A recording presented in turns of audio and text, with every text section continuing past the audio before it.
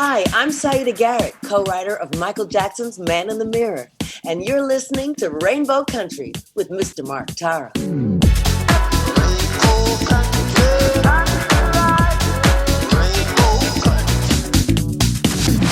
The views and opinions expressed on the following program are those of the persons appearing on the program.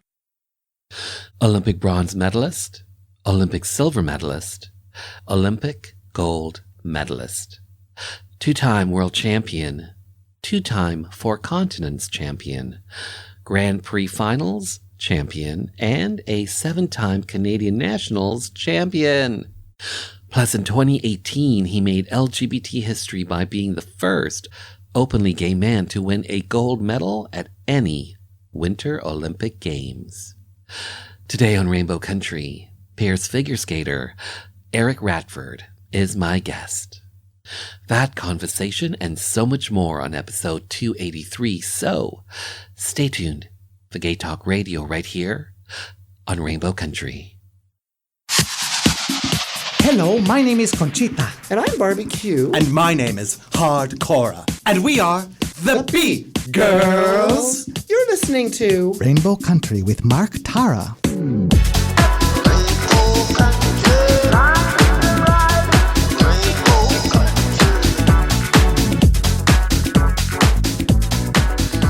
Well, hello and welcome to a brand new journey through Rainbow Country.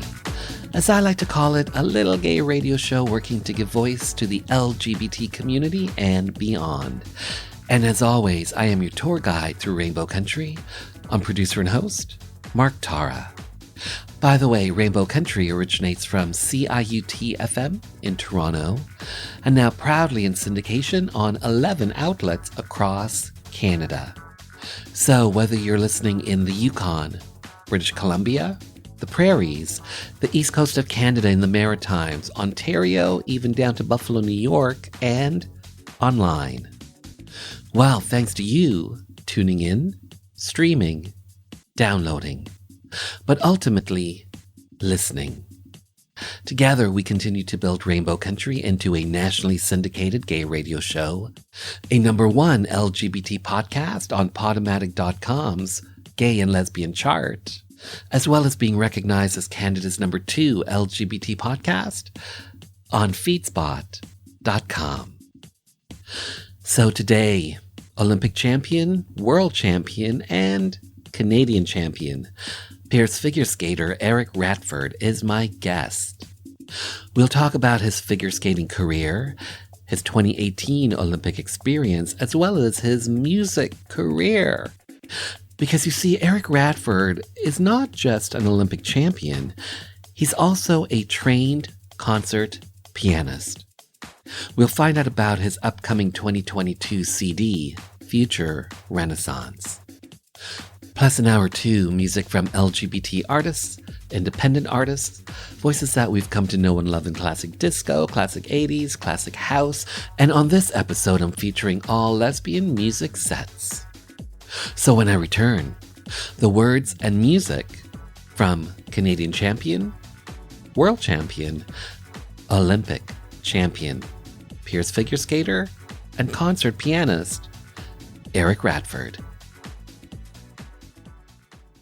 Bill 7, to ban discrimination in employment, government services, and housing, based on a person's sexual orientation, was up for a vote at Queen's Park. Most NDP and Liberal MPPs supported the bill, but without some progressive Conservative legislators' backing, a divisive split could rack the province. 4 PCs decided to break party ranks to vote with their conscience and support Bill 7. Cabinet Minister and MPP Dennis Timbrell did it to show solidarity for his beloved brother, the well-known drag queen Rusty Ryan. And for me, a gay politician who was not yet out, I had to take a stand. We were known as the Gang of Four. I'm former Cabinet Minister and MPP Phil Gillies. The date, December 2nd, 1986, when LGBT rights came to Ontario.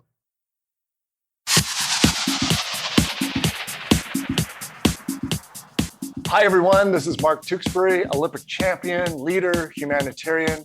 You're listening to Rainbow Country with Mark Tara.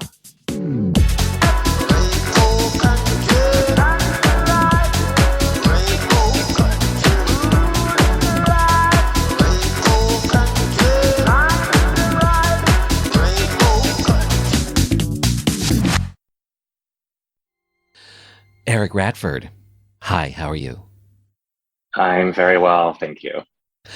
First of all, I have to say it's a pleasure to talk to you. Thank you for being here, to have your voice, your story be heard by the LGBT community and beyond.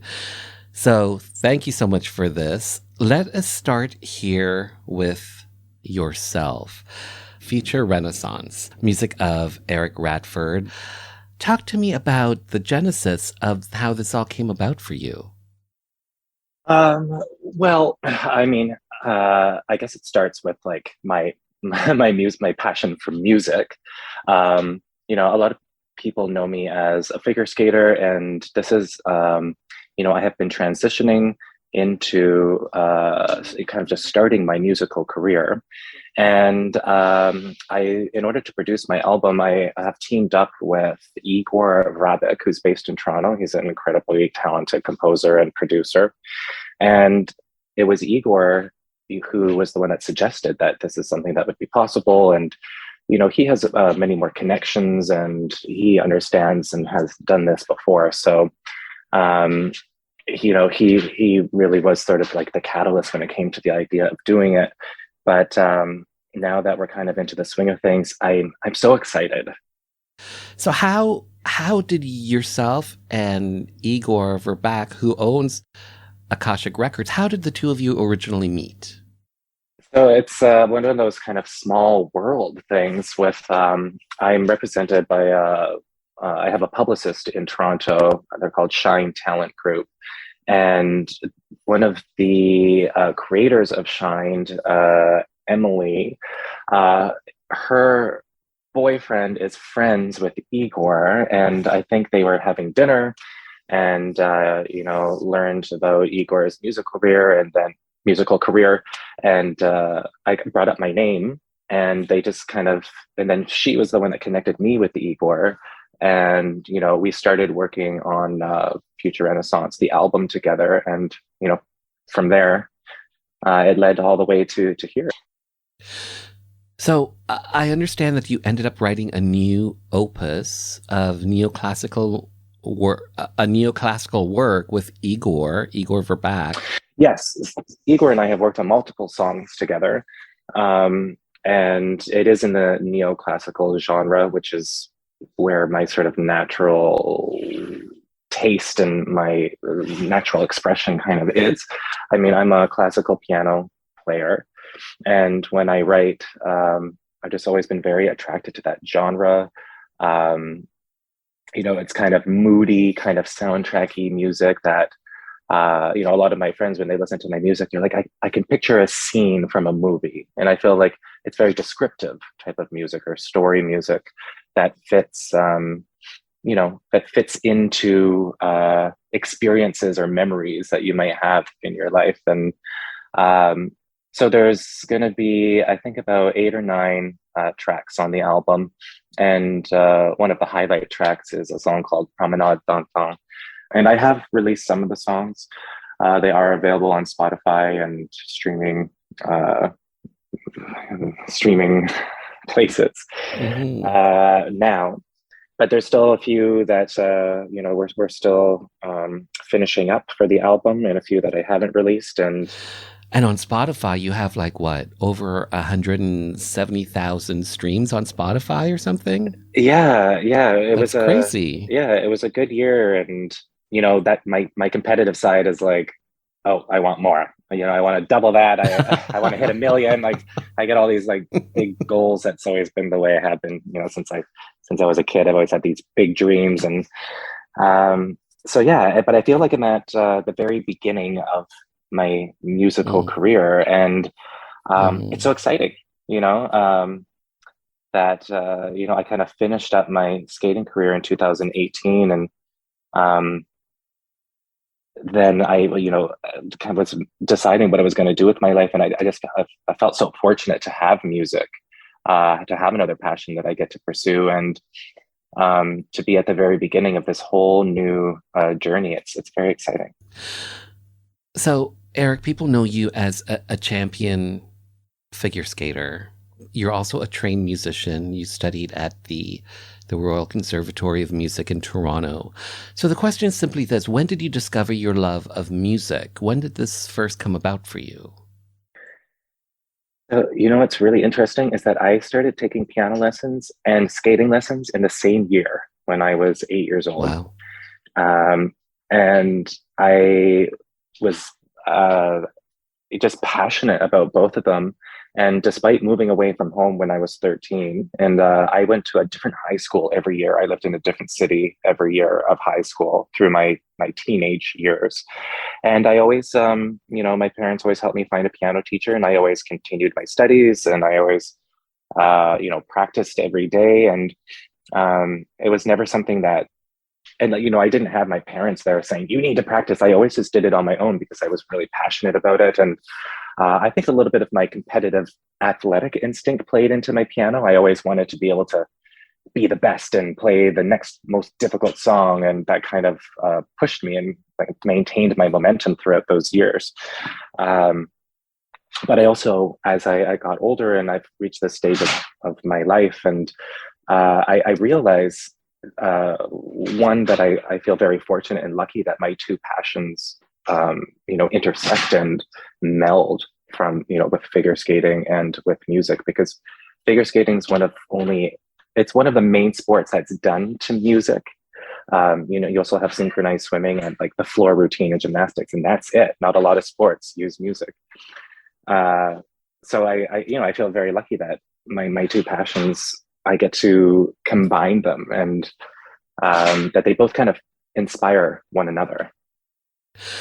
So you're a champion Canadian pair skater. Your former partner was Megan DeHamel. Your current partner is Vanessa James. Yes. You are an Olympic bronze medalist, an Olympic silver medalist, an Olympic gold medalist. Hello.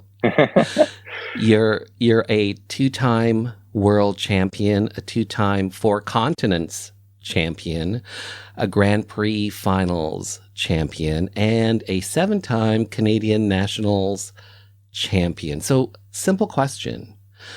How did you discover your love for skating?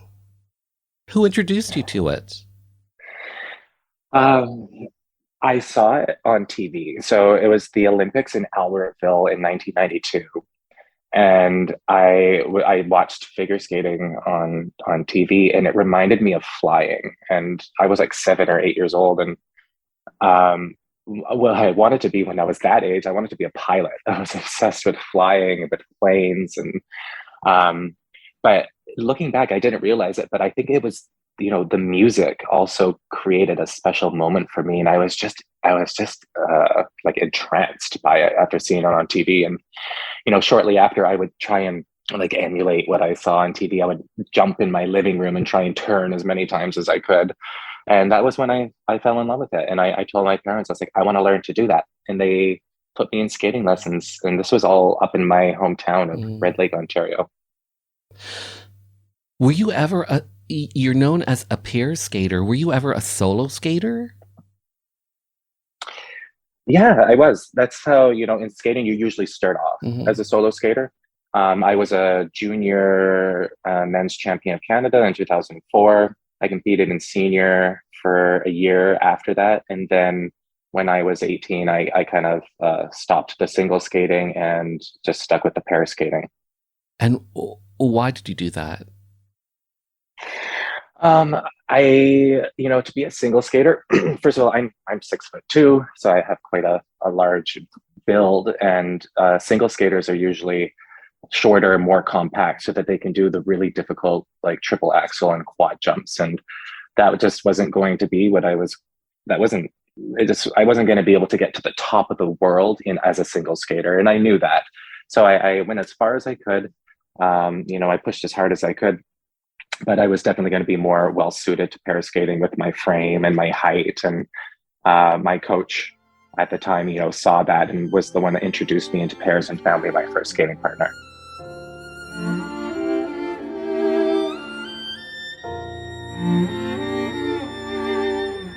And on that musical note, we will return after this Rainbow Country update.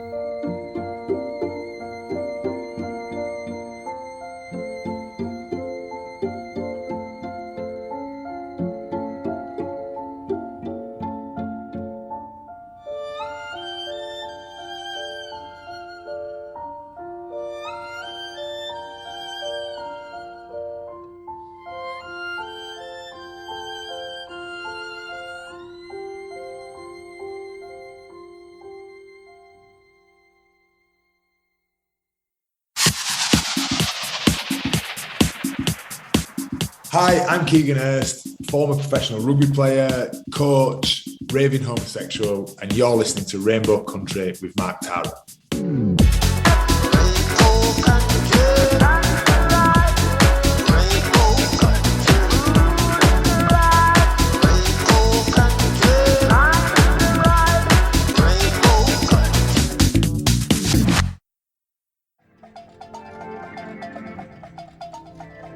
So I thought I would take this time to let you know what's coming up on next week's episode. Award-winning writer and author Michael Sadowski will be my guest to talk about his current book that talks about manhood, sexuality, and conformity. The book is his memoir, Men I've Never Been, named one of the 100 best gay and lesbian books of all time by Book Authority. By the way, you can find Men I've Never Been wherever you get your favorite books. Plus, it's available as an audiobook on audible.ca. Canada's LGBTQ2+ archives just released Out North, an archive of queer activism and kinship in Canada. Order a copy from your local bookstore to dive into hundreds of loud and proud stories and photos of historical queer life in Canada from pre-1939 to today. Get your copy from your local bookstore. Out North, an archive of queer activism and kinship in Canada.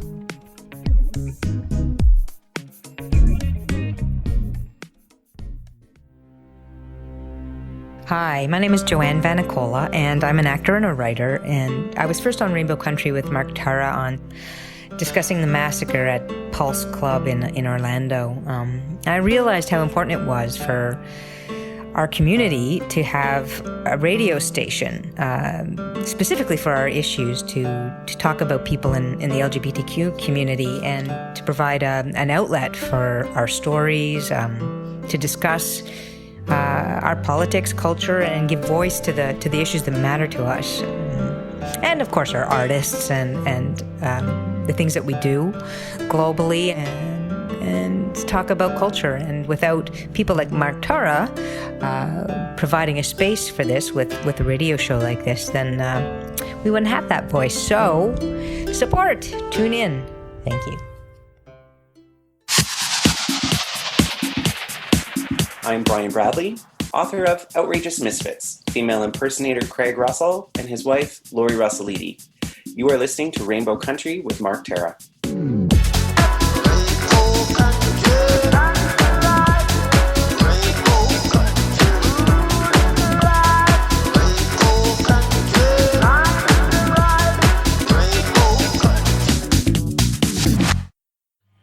So, Winter Olympics.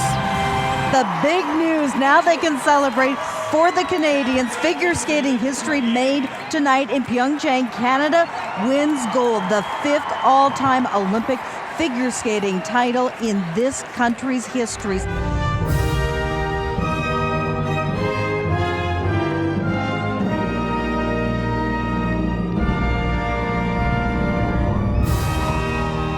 How many Winter Olympics have you been to? I've been to 2, and if we make it to Beijing, which I'm really hoping we will, it'll be my 3rd. So, 2018, the Winter Olympics, Pyeongchang. You won the bronze in pairs with your former partner, Megan DeHamel, and the gold in the teams event. Talk to me about your experience at the 2018 Winter Olympics. What were those games like for you? Because obviously, I would think they changed your life. So what were those? Yeah. What were those games like for you? After in 2014, Megan and I, we made our first Olympic team. And when we got there, of course, in hindsight, I understand all of this now, but at the time I was going through the experience of it, it was all so new. And I think that it's really difficult to go out and have your perfect skate at your first Olympics because it's just there's just so much stimulation and electricity, and you've been imagining it for your entire life, and you're finally there. And we had a bit of a disappointing skate there. We did win the silver medal in the team, which was amazing. And then as we came into 2018, I remember landing there, and I already felt more comfortable. I felt like less emotionally sensitive. I felt like we landed there with a job to do. And, the entire experience, the village was beautiful. The weather was pretty great. The people and the volunteers were absolutely lovely. The ice felt great. Like everything just felt like it was falling into place for us to have our best skate. And that's what we did. And we competed 4 times there, a short program and a long program for the team event, and then another short and long program for the individual event. And, we started the whole Olympic Games off with that gold medal, and standing on the podium with some of my best friends was, it'll be a highlight of my life for forever, and singing the national anthem. I felt like I had 2 invisible hands grabbing my cheeks and just pulling them up into a smile. I could not stop smiling. And then, a couple of days later, we went out and we had another 2 amazing performances, and we got to go and stand on the podium again. And Megan and I knew that was going to be our last competition of our career, and to have ended our career on such an incredible high I just felt so fortunate and lucky, because not every athlete gets to exit their sport, at the very top of their game. And that is something that we got to do. And, it opened up a lot of doors and gave us a lot of opportunity for shows and speaking engagements and all of this type of stuff. And, it really was an incredible moment of my life. So 2018, you were the first openly gay man to win gold at any Winter Olympics. For yourself, what does that mean to you, making LGBT history? I didn't realize that until I read it in a tweet after we were done. And it just made me feel so proud. And, it's been such a journey from small town, Northern Ontario, going to a different high school every year, being known as the figure skater in these hockey communities. And, I got bullied a lot. I got called names, and it was really difficult at times. And there was times where, I would come home, I still remember come home crying because, all the guys were making fun of me. And, and my mom would be like, you don't have to keep skating if you don't want to. My parents never pressured me, but I always wanted to stick with it. And I always wanted to, be the best. And I continued on. So to come all that way and to end up on top of the podium and be the first openly gay man to have done so, it means so much to me. I felt so proud of myself.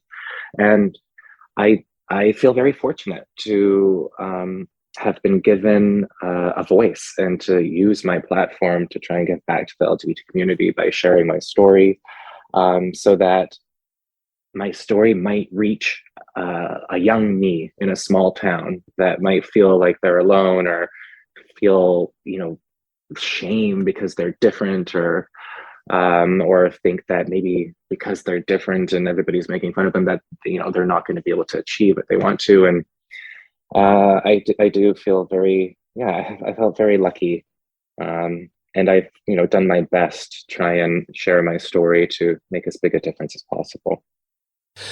So, 2018, Eric Radford Way? You had a street named after you? Yeah, up in my hometown. And it was actually the street that I grew up on. So like my house was on that street. And for people that don't know, Red Lake is a small mining community. We have like 5 gold mines in this tiny community of like 3,000 people. And the mine is also located on 1 Eric Radford Way, which is kind of cool. Yeah, it was a huge honor, and I find that very cool to kind of be immortalized in that little way. I would think so. And I think 2016, A Journey, you wrote the music for Patrick Chan, a world champion Canadian figure skater. Is that accurate? Yeah. Yes. Yeah. I also, like, the first piece I composed for skating was me and Megan's short program for the 2014 Olympics, and I wrote it as a tribute to my one of my early coaches who had a huge impact on me and my skating career and my life in general, actually. And he passed away in 2006. His name was Paul Wirtz, and I wrote a song for him and had it orchestrated and produced, and we skated to it at the Olympics, which is such a cool experience. And then I got to write a piece for Patrick, who is one of my best friends. He was one of my best men at my wedding, and he was also one of the greatest men's skater of all time. And that was just an incredible experience to watch him compete throughout the season, listening and to my music. And then actually recently, there's a young Russian girl named Kamila Valieva. She's probably going to win the Olympics. But last season, she skated to one of my pieces called Storm. And it was another, it's just so cool to see, like I mentioned before, to see your art come alive in a different way. So whether it's having the musicians play it live or to see somebody express what they feel when they listen to your music, it's a real treat for me. Like I really, really love it. For yourself, skating to your own music, what was that experience like for you? Like, would there be times when you'd listen to it and say, I should change that? I think, yeah, maybe. I think that there's always like, maybe I'm still figuring this out, but like for all, how do you know when a piece of art is finished? Exactly. I think that's kind of like a big question. Yeah. But I think as long as you feel that it sort of, it resonates with you emotionally, then you know that you're on the right track, and that if it feels good, then it's the right way and you did it the right way. And it was emotional. I had a really beautiful and emotional moment in our short program at the team event in 2014. And just, it all came together. We had one of those magical skates, and the music kind of carried us through. And it's another moment that I'll never forget. And you're also an ambassador for the Canadian Olympic Committee's One Team. What is the One Team? So they do a lot of work with and against homophobia in sport, and getting involved in the community, working with schools, doing pride events in lots of different places across the country, actually, speaking engagements. And it's been just a nice way to, again, use my story and my experience as an athlete and an out athlete to be able to, share my story and give back. In 2018, you announced your retirement from competition. In 2021, you announced your return to competition with your new partner, Vanessa James. What led you to essentially come out to start competing again in 2021? It was just, it's one of those things where the universe kind of dropped a huge opportunity like right in front of you, and it just would have been ridiculous for me to not take it. And it was just like a series of coincidences. Vanessa and I skated together. We both were on the TV show Battle of the Blades, which was on CTV with the figure skaters and the hockey players skating together, a bit of a reality series. And, Vanessa had stopped skating with her partner 2 years before, and I had retired from skating with Megan. And just for fun, we skated together, and somebody was videotaping us. And then when we saw the video, we were like, wow, we look really good. Like, we had a very natural line, a very natural match. And after the last season, I invited Vanessa to come to Montreal because it was kind of at the height of COVID and there wasn't a whole lot going on anyway. And we just skated for fun for a couple of days. And I think we very quickly realized that we kind of have like a 1 in a million type of match with our skating and our lines, and even the way that we both feel and express music. And that kind of just blossomed into, well, it's an Olympic season, and why not kind of just go for it and take like that sort of leap of faith and see what we can do and what we can accomplish at, 36 years old, which is considered very, very old for a figure skater. So are you heading to the Beijing 2022 Olympics then? So the team will be decided on January 8th, which is the last day of our national championships.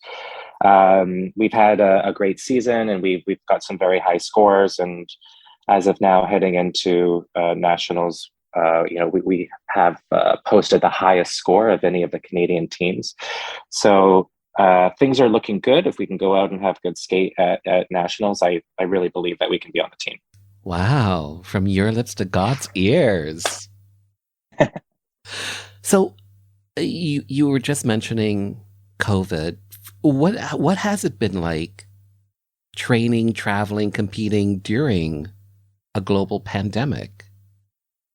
I mean, it's different. And for the majority of the competitions we've done this season, we were in bubbles at the competition. So as soon as we entered the hotel, you couldn't leave. Like you couldn't go out for dinner, you couldn't walk around, you couldn't go shopping. So it was hotel, basically your room or the cafeteria or whatever dining room in the hotel. And then you could get on the bus, and then you could go to the arena. So everything was very contained, which kind of sucks the fun out of, if you travel to a different place. And, it was always exciting to go and explore when we were done. And, sometimes as skaters, we'd all go out and grab a drink at the end of the competition. And now there was none of that. You were just kind of in your room, and then you competed, and then you went home. So that part's a little unfortunate. I still have felt very lucky to be able to travel. It's been exciting. It's, after traveling so much and then just being stuck at home for a year and a half, it was exciting to get on a plane again and just go to a different part of the world. At the Olympics, from what I understand, it's going to be a very contained bubble as well. And once the athletes are done competing, you don't get to stay and soak up that Olympic atmosphere and go and see all these different events like we could, back in 2014 and 2018, which is sad. I feel sad for the athletes that the ones that make it won't get to have that full Olympic experience. But, I think that to be safe is, of course, the most important. And I am hoping, and I'm like everybody else says, that eventually this all kind of subsides and we can get back to those, the full competition experiences and the full Olympic experiences for all of the athletes. Mm-hmm. And for you, success at the 2022 Beijing Winter Olympics, for yourself, what would that look like for you?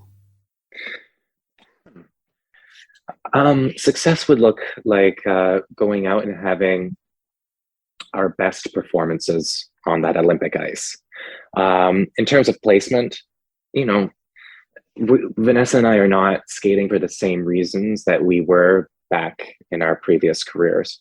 I think that if we go out and we skate and we create a special moment between us and for the audience and for whoever's watching, that'll be a mission accomplished. And if that puts us on the podium, that would be incredible. And if that puts us in 5th place, that's amazing. If that puts us in 7th place and we did the best we can do, we're going to be happy.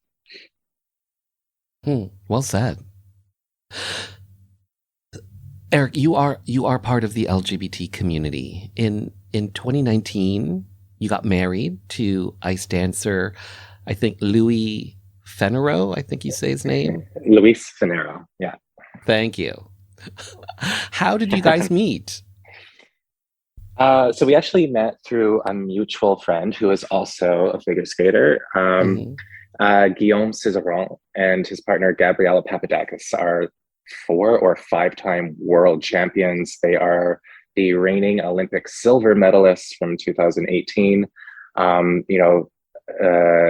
Guillaume and Luis trained together back in France before they moved to Montreal. So we're all very close friends. And Guillaume and we won our first world title together back in 2015 in Shanghai. And we kind of connected, during that time. And I was like, oh, we both live in Montreal. Like, we should hang out and grab dinner sometime. So we went for dinner, and I think Guillaume was nervous to be by himself because I was going with a bunch of like the other skaters who are my friends, and he invited Luis to go with him. And that's how I met Luis. I met Luis over dinner with all of the other skaters, and like usual, there's this a strong connection there. And Luis had like a very snappy sense of humor, which I loved. And I was actually leaving for Japan for 3 weeks the next day, so we basically kind of got to know each other over those 3 weeks just by text while I was in Japan. I think I came back for 2 days, so I got to see Luis for a day, and then I went to China for a week. So in the beginning, it was, we didn't have a lot of time together. It was just talking.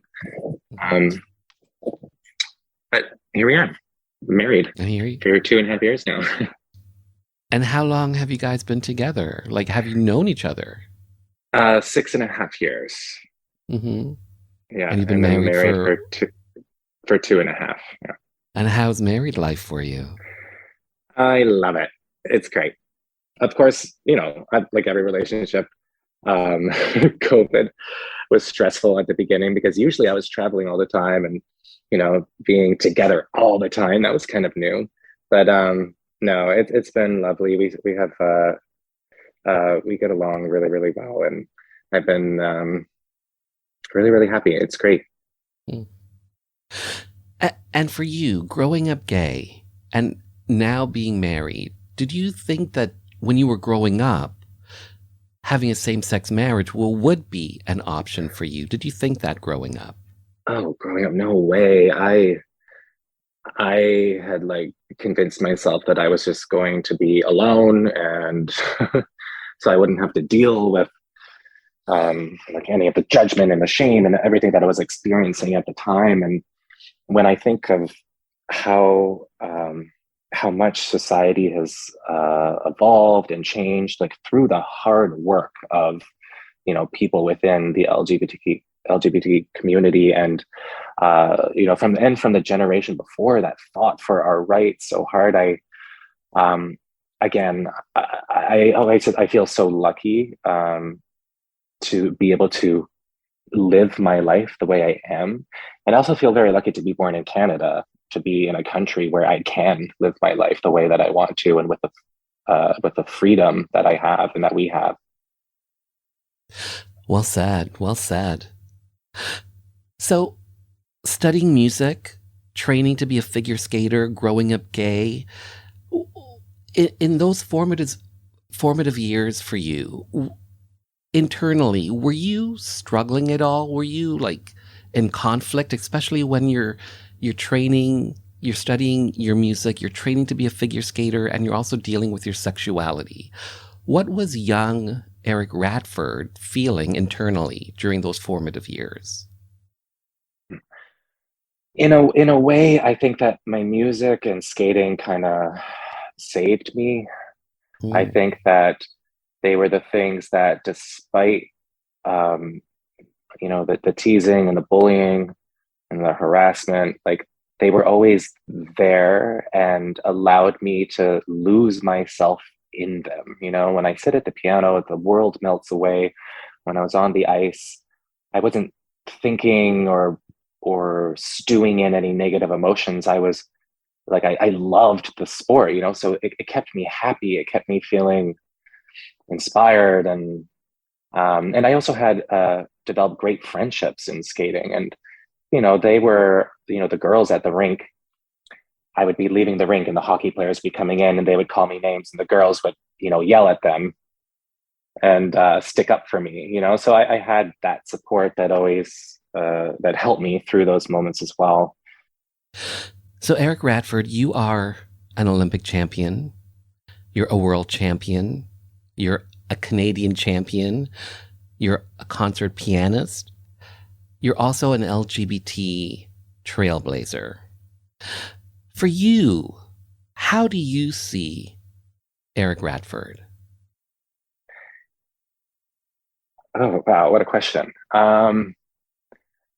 I feel very proud of who Eric Radford is. I feel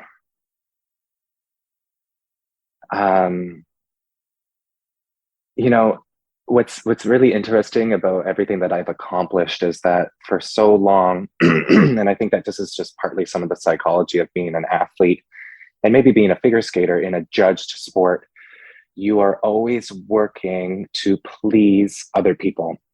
I'm always trying to do what I need to do to appease the judges, to be there and be strong and work just as hard with my skating partner, to be a good boyfriend and be a good husband. And I realized after I retired, I never took the time to really let my accomplishments sink in and just be proud of myself. It was always, I always had a lot of imposter syndrome after I would accomplish something. I would convince myself that, oh, the judges just like let me win because, you know, we had the highest score coming in or something like that. And I've done a lot of work on myself in that regard. And now I feel more confident and I have more conviction, and I allow myself to be more proud of myself than I did, you know, even like 3 years ago. And but I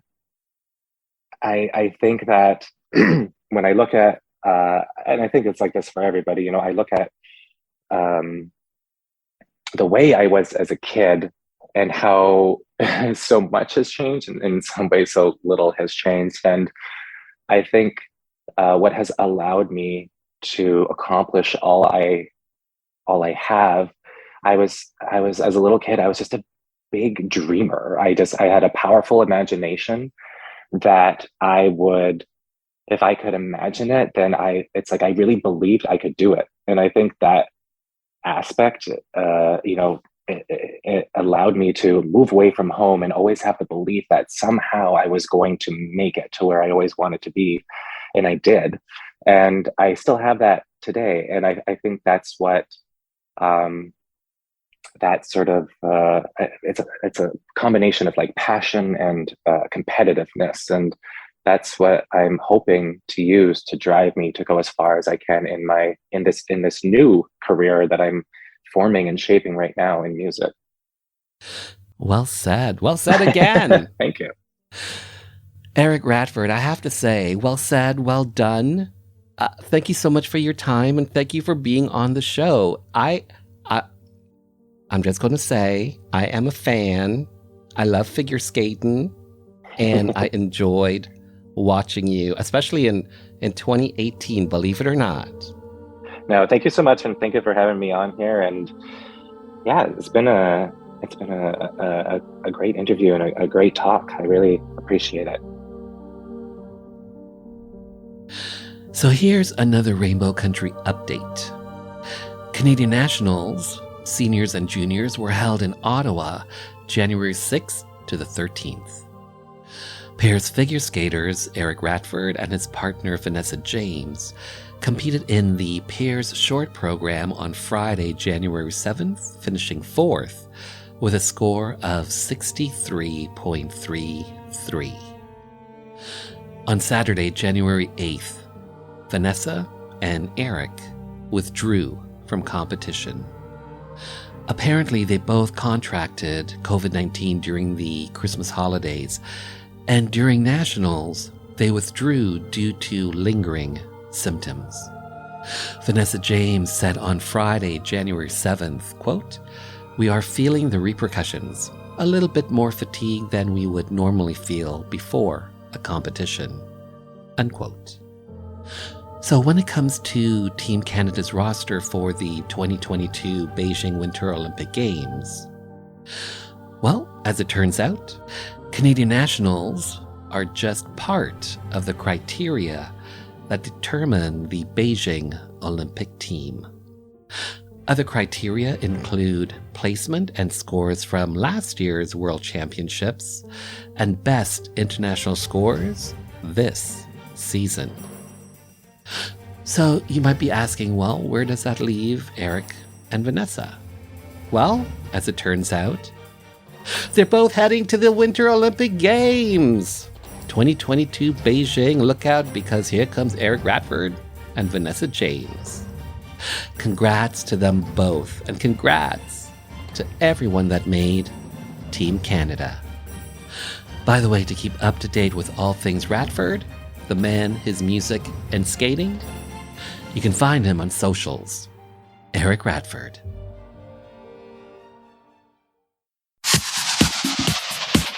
Hi, I'm writer Adam Smith, author of Deep Sniff, A History of Poppers and Queer Futures.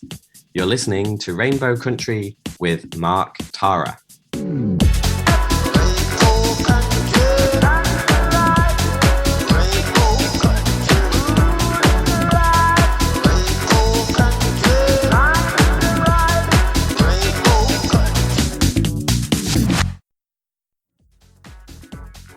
And just like that, this little gay journey through Rainbow Country has come to an end.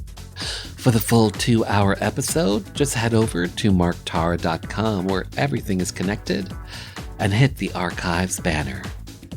To keep up to date with the show, follow me on socials at Mark Tara Music. The podcast is available on all major platforms, including audible.com. Finally, I want to take this time to thank you for taking your time to be with me. Remember, stay well and stay safe.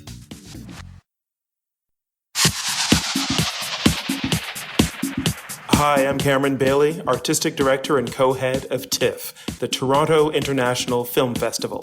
You're listening to Rainbow Country with Mark Tara.